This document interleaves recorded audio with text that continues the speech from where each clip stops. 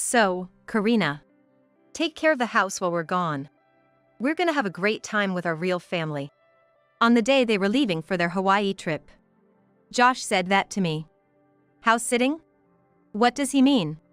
With a puzzled look on my face, Ryan bluntly tells me that I'm supposed to house sit.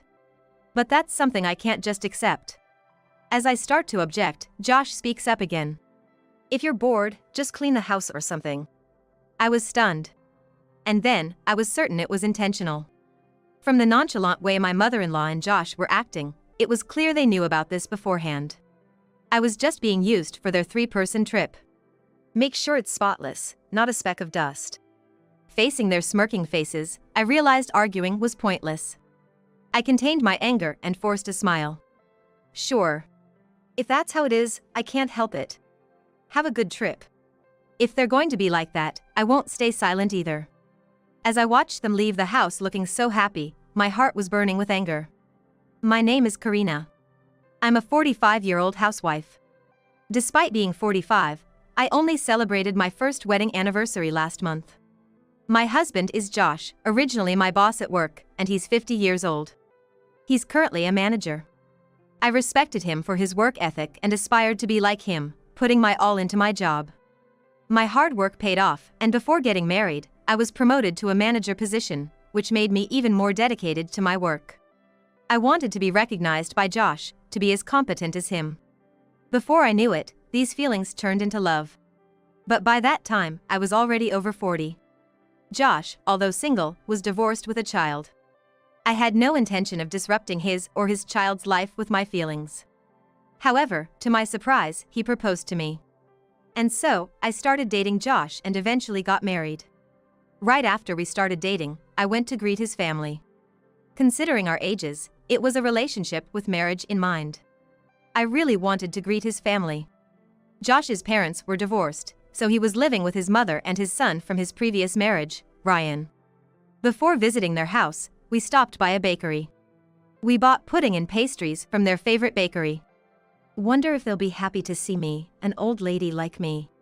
What if they're disappointed? Having never experienced meeting a partner's family before, I was nervous on the way to Josh's house. But Josh laughed it off. No way. You look at least 10 years younger, and you are younger than me. But still. Mom and Ryan will definitely like you. Encouraged by Josh's words, we arrived at his house. Mom! Ryan! We're home! Josh called out as we entered the house. But there was no response. They knew I was coming to greet them today. They couldn't be out. Are they not here? Maybe they went shopping? Come on in. Thank you. Josh led me inside the house. Thinking I'd wait inside, I entered as well. But as I stepped into the living room, the tension hit me again. Oh, welcome back. Dad, welcome home. To my surprise, there were his mother and son, Ryan, in the living room. What the heck, if you're here, at least respond. Josh said that, but the two of them talked to him as if I was invisible. I thought I must have heard wrong. Let's have dinner, shall we? My mother-in-law, as usual, ignored my presence and headed to the kitchen. Josh stopped her. Before that, say hello to Karina. Karina, this is my mom and my son Ryan. Ryan is 16 and goes to the high school nearby. Nice to meet you. I'm Karina. I've been working with Josh. It's a pleasure to meet you. They listened to my brief introduction but quickly looked away. My fears were confirmed. They had no intention of welcoming me. It seemed they already disliked me. Come on, Ryan. Say hello. Prompted again by Josh, Ryan finally spoke. I'm Ryan. Reluctantly, with a sullen face, Ryan said that without even looking at me. But it's probably rare for a teenager to warmly welcome their dad's girlfriend. I smiled and spoke. Ryan, I've heard about you from your dad. Nice to meet you. There was no reply, but I kept my smile. My mother-in-law watched with a sharp gaze. You're just after Josh's title and salary, aren't you? How shameful to get married at this age. She said that disdainfully. Sure, I was attracted to Josh's competence. But I wasn't after his title or salary. There's no such thing as an age that's too old for marriage. I'm grateful to have met someone wonderful like Josh at this age. But Ryan, hearing those words, glared at me as if I were an enemy. He must think the same as my mother-in-law. It's harder for a teenager like him to accept me. But eventually, they'll realize they're mistaken. I genuinely love Josh and wanted to be his wife. I believe the day will come when they understand that. I truly love Josh. I'm happy to become part of your family. I greeted her again. She just snorted and turned away. She wasn't ready to accept me yet. But I was wrong to expect to be accepted today. Mom, Ryan, try to be a bit more understanding. Josh sighed at them, but his defense was enough for me. No, it's okay. Oh, I heard you both like it, so I bought some pudding. I said that and handed over the gift I had just bought. Ryan showed brief interest but then scoffed. Pudding, huh? Should have been cake. Wait, but I thought you liked pudding. Don't be silly, Ryan. She chose pudding because it's cheaper. Their lack of understanding of my care and feelings for Josh was clear. I felt a bit disheartened, but I had to live with them after marriage. I couldn't retort, just kept smiling. After a few months of dating, Josh and I got married. We skipped the wedding and wedding photos because Josh didn't want them. He's divorced and we're not young. I wanted to wear a dress, but I kept that wish to myself and moved into Josh's family home. Even after the initial meeting, I still couldn't get along with my mother-in-law and Ryan. Living together filled me with anxiety. Mom and Ryan will eventually see how wonderful you are. Josh would always encourage me. Believing in that, I moved in. But days into living in the same house, there was no sign of them warming up to me. You can at least clean, right? Yes. I quit my job to be a housewife, as Josh wanted. I spent my days with my mother-in-law, always tense. I did the cleaning, laundry, shopping, and cooking. All were new to me, but I tried my best. Still, she always complained, bringing up my age. At 45, what is this cooking? You said you cleaned the hallway, but there's still trash. Before I moved in, the house was never that clean. With 2 men and an elderly mother, it was understandable. But once I joined, she became very demanding. Please hang the bedding. And wash the sheets daily. Sure. And Ryan's jacket is torn. Please sew it up for him. My inability to say no was taken advantage of, and the demands kept increasing. Right. Bleach my pillowcase. I like it perfectly white. But whenever I showed any hesitation to these growing demands, I'd be mocked with, I heard you were competent at your job. Doesn't seem like much. That's why, no matter how much work was piled on me, my desire to please my mother-in-law and my pride in doing things perfectly drove me. Josh was always considerate of me. However, one night, I learned a shocking truth. It was about 6 months after we got married. Josh was out late at work that day, so I went to bed first. Past 11 p.m., I woke up and Josh wasn't home yet. But I heard voices from the living room, so I got up. Leaving the bedroom, I heard Josh, who had just returned, talking with my mother-in-law in the living room. Is Karina asleep? Yes. Really, sleeping without waiting for her husband's return. Typical of someone who's been single until recently. Don't say that. It can't be helped. Josh defended me against my mother-in-law's criticism. I was happy about that, but felt awkward interrupting a conversation about myself. Then, I overheard more of Josh's words. That's why I married her. We can train her. I felt uneasy and listened further. But weren't there any other women? She's not particularly attractive. Her family isn't wealthy. And at 45, she can't have kids. What benefit was there for you to marry her? I was shocked. I knew I wasn't liked, but I didn't expect it to be this bad. My efforts to be liked, everything felt negated. But surely, Josh would defend me. I told myself that, holding back tears. True. But there was a benefit. What benefit? She was outstanding at her job. I was in danger of being surpassed by her.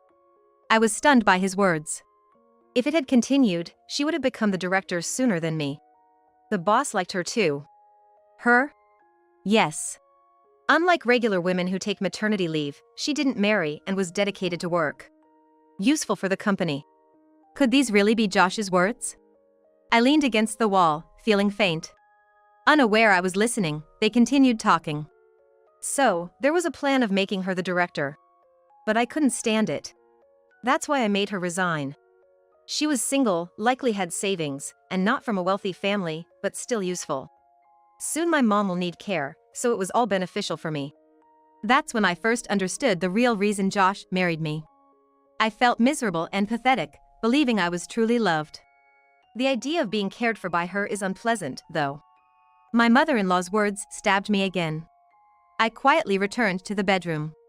Full of anger and regret, I couldn't sleep, but I closed my eyes tightly. Eventually, Josh entered, but I ignored him and kept my eyes shut. Then, he looked at my sleeping face and muttered, "Really, it would have been better if she were a bit more attractive." After that, I lost all desire to be liked by my mother-in-law or Ryan. Knowing Josh's true nature, I thought about divorce, but it had only been half a year since our marriage. Unable to bring it up, our first anniversary was approaching. We never had a honeymoon, right? My boss wants to give us a gift and time off for a trip. One evening, Josh said that. What? Your boss? Yes. Since we didn't take a honeymoon, he wants us to take it. There was a company benefit for wedding leave. But I had already resigned, and Josh, being married for the second time, wasn't eligible for that. Since you were an important employee, he decided to give it to us. I was genuinely happy with his words. So, we decided to go to Hawaii with that opportunity. I used my savings for the trip, our first time abroad. Ever since hearing that conversation, I've been filled with regret about our marriage. But when I think about it, in a marriage where the husband is 50 and the wife is 45, there are bound to be some grievances in any household. I can't just chase ideals. Maybe this is a chance to change my mindset and keep pushing forward. Josh handled all the travel arrangements. He wanted to make it a family trip, including his mother and Ryan. I felt a bit reluctant about them coming along, but I couldn't dismiss Josh's feelings. So, I reluctantly agreed to his proposal. And so, this trip became a combined honeymoon and family vacation. On the day of departure, having finished packing the previous day, I picked up my suitcase and headed to the front door. Looks like you two are all set. When I arrived at the entrance, my mother-in-law and Ryan, both with their suitcases, were already there. I smiled at them, and my mother-in-law returned a sly smile. Karina, it feels bad to have you pay for the trip. No, it's a family trip after all. I forced a smile, feeling an ominous sense from her words. Josh then joined in our conversation. Shall we all go? Yes. The moment I replied. Ryan smirked. So, Karina. Take care of the house while we're gone. We're gonna have a great time with our real family. He said that to me. House sitting? What does he mean? Noticing my puzzled expression, Josh said. Oh, right. I forgot to tell you. We couldn't book a ticket for you. I'll take you somewhere else next time, so please house sit for us. His words, spoken brightly with a laugh, were incredibly hurtful. Wait. What do you mean? You gotta leave for our marriage, right? And I contributed to the travel expenses from my savings? Unable to accept this, I spoke up. Josh sighed. There's no helping it. If you're bored, just clean the house or something. I was stunned.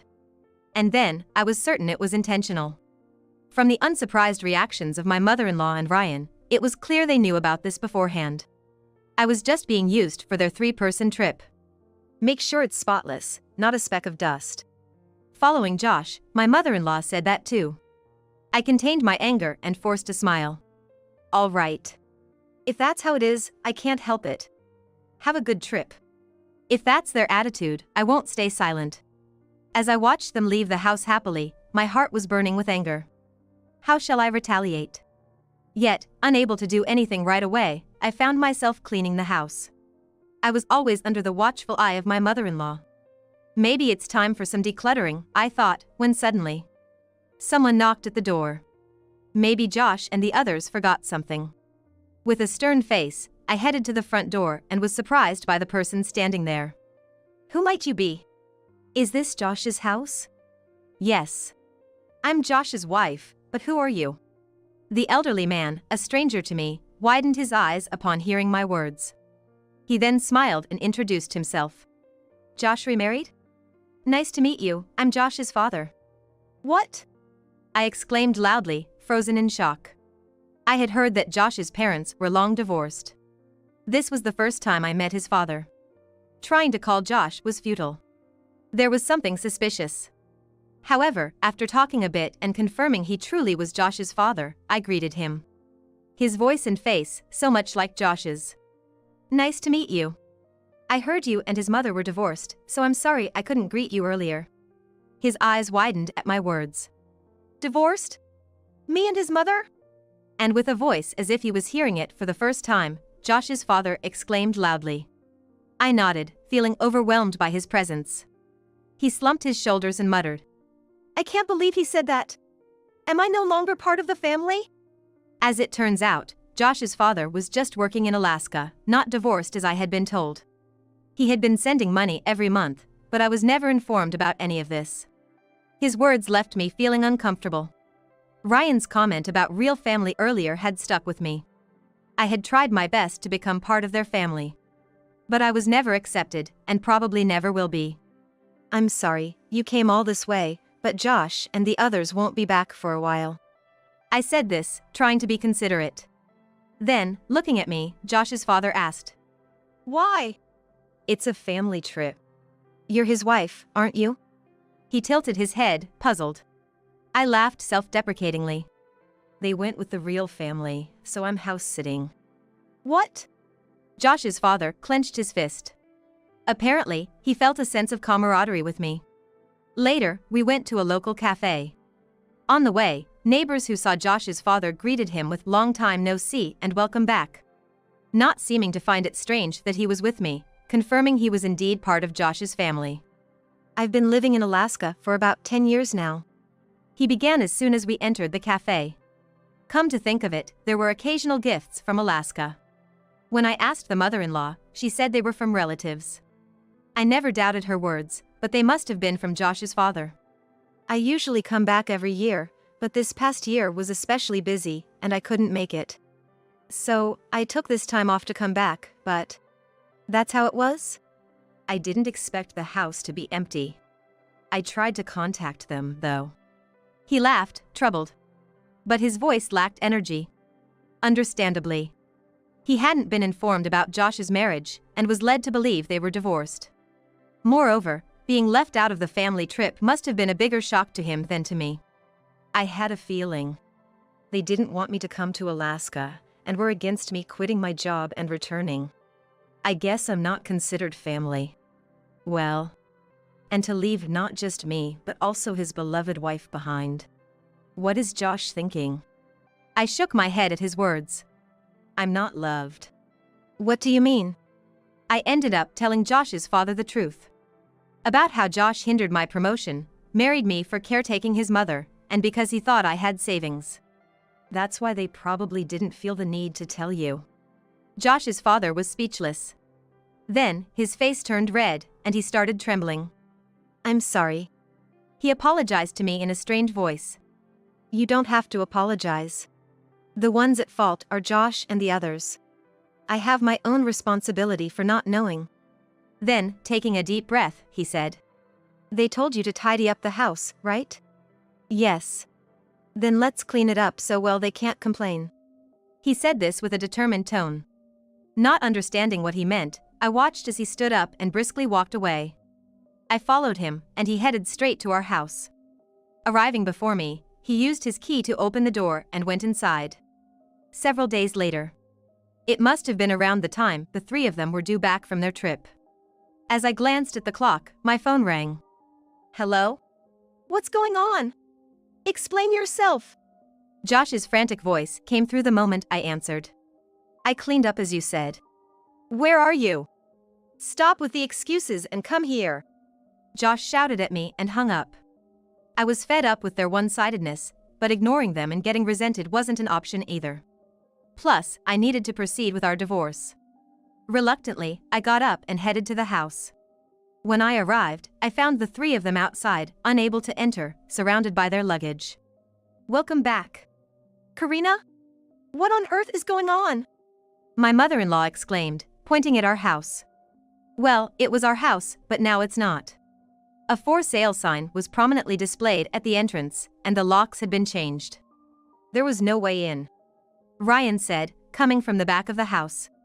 Probably looking for an unlocked door. Ryan, you know if you had gone in, it would have been breaking and entering, right? What? Stop laughing and explain this now. Josh yelled at me, red-faced. There's not much to explain, as you can see. I cleaned up the house as I was told. It's now property of the real estate agency. You're kidding. What right did you have to do that? Josh was furious, thinking I had sold the house on my own. My mother-in-law and Ryan were also glaring at me furiously. But they didn't seem to realize something. Right? You think I had the authority to do that? What? Whose name was on this house?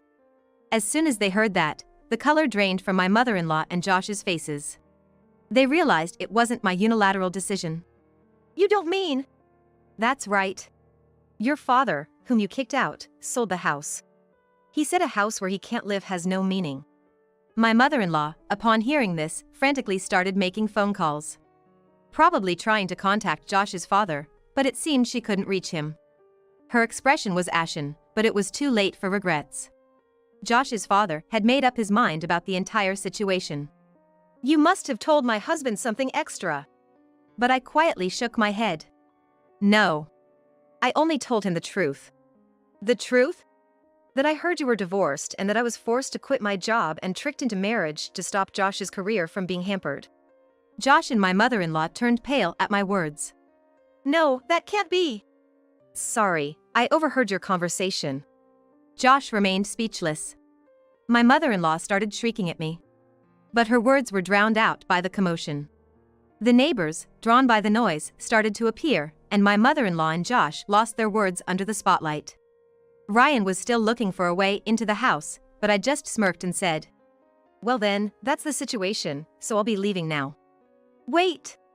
Where are you going? Where? I'm going home. Oh, right. This is from your father. I handed a piece of paper to my mother-in-law. It was the divorce papers Josh's father had left with me. Seeing it, she just gaped. And this is for you, Josh. I then handed another set of divorce papers to Josh. He was still red with anger, but couldn't shout in front of the neighbors, just clenched his fists. Goodbye, then. I left them there and moved on. After selling the house under Josh's father's direction, I bought a nearby apartment and moved there. I still had some savings from before I was married, but now that I was getting divorced, I needed to restart my job. I humbly contacted the HR department of the company I used to work for. I'm getting divorced, could I possibly be re-employed? Despite being away for a year, the HR department was happy to hire me back. Before I left, I worked under Josh, but they were considerate enough to arrange so that I wouldn't have to be under him anymore. Thank you so much. Having you back is a blessing for our company. The boss is also pleased. So, I arranged things with the company, and my return to work was settled. Then, from the next day, I started working again. The company's CEO was very pleased with my return to work. However, a divorce. Well, even in marriages that start with love, couples face various issues. I wasn't in love. Moreover, I haven't officially divorced yet. What do you mean? I disliked gossiping, but I had to explain why my address was different from his. I've handed over the divorce papers to Josh and have repeatedly asked him to sign, but he's been reluctant. Now that the house is gone, it seems the three of them are living in an apartment, and Josh is unhappy about my purchasing a condo. The divorce isn't progressing smoothly because it seems he's after my new home and money. After I explained, the CEO's face grew troubled. In cases like these, it's better to have a third party involved. Let me talk to him. He then called Josh in. Karina? Why are you here? Josh was surprised to see me as I hadn't informed him of my return to work. I've heard Karina's side. Now I'd like to hear yours. Well, don't worry, I'm not just taking her side. The CEO spoke to Josh in a non-threatening way. But Josh turned pale and started sweating. Even though the CEO said he wasn't just on my side, Josh seemed reluctant to confess his actions. Josh began to speak haltingly. However, the CEO's expression grew sterner with every word. So, you used the leave meant for her and her money for a family trip? That was... Karina agreed to it. Agreed? I was left at the doorstep on the day of departure. Realizing the seriousness of the situation from the CEO's expression, Josh began to apologize. "I'm sorry. I regret it. I truly do. It's too late for your apologies now. If you're really sorry, divorce me." "Okay. I understand," Josh muttered reluctantly in front of the CEO. Finally, a new chapter in my life could begin. I felt relieved. However, Josh's demeanor changed completely as soon as we left the CEO's office. "Dragging the CEO into this, what are you trying to do? I married you, even though you were single, and treated you kindly." I was astounded by his sudden change. Just minutes ago, he was apologizing. "You haven't reflected at all," he snorted in response to my retort. "Reflect? You should be ashamed. Instead of staying silent, you went and blabbed everything to my father and the CEO. I didn't deceive anyone like you did. I just told the truth. So, is it okay to say anything if it's true? Think about me, my mom, and Ryan. That's why you could never become a real part of the family." His words infuriated me. I had always considered them my real family. They were the ones who pushed me away. So I let go of that desire. The order was wrong. "It's fine. I'll divorce you. Since you've returned to work, I'll make sure to exploit you more than ever. Live your lonely life." He laughed triumphantly. Then, "Director! You're here! Director!" Staff from my new department approached me. Yes, I've returned as the director. Josh was taken aback. Not only had my department changed, but my position had too. "Sorry to disappoint you. I'm not the same person I was before marriage. You better focus on your work." I smiled at Josh and left with my staff. The director is the head of the headquarters and the heads of each department. I thought it was too much responsibility for me, but I decided to live for the company that employed me, so I accepted the responsibility. As you said, from now on, I plan to live only by working. In order to make this company better, I will not tolerate people who deceive or disrespect others, no matter how good they are at their job. Please take more responsibility for your own words and actions and dedicate yourself to your work. As I walked away, I heard a thud. Turning around, Josh was on his knees, holding his head. Seeing this, I turned forward and started walking again. Eventually, Josh couldn't handle being my subordinate and resigned. He used his severance pay to buy back the shabby house. Although I wondered why he would bother, it seemed my mother-in-law refused to move anywhere else. I laughed out loud at the thought of spending so much money to buy a new house like that. After Josh left, I heard he spread rumors about me, but no one took his words seriously. Instead, people's true feelings are revealed when they're on the brink. The manager was able to do his job, but he was a disappointing person, his reputation plummeted. Somehow, I became the poor wife he drove away, and everyone became kinder to me. It was a complex situation, but not entirely incorrect. I left the rumors uncorrected as they didn't affect my work. Meanwhile, Josh's family started living together again. His parents finalized their divorce, and without his father's support and no job, they struggled. Ryan, unable to attend college, became unruly and barely went to high school. Like father, like son, they both seemed to only think about running away from problems. Despite the difficulties, my mother-in-law struggled on, taking care of her son and grandson. It may be difficult to take care of her son and grandchild, but even if her back is bent, they are her true family, so I hope she will take good care of them for the rest of her life. As for me, I'm fully dedicated to my job as the director.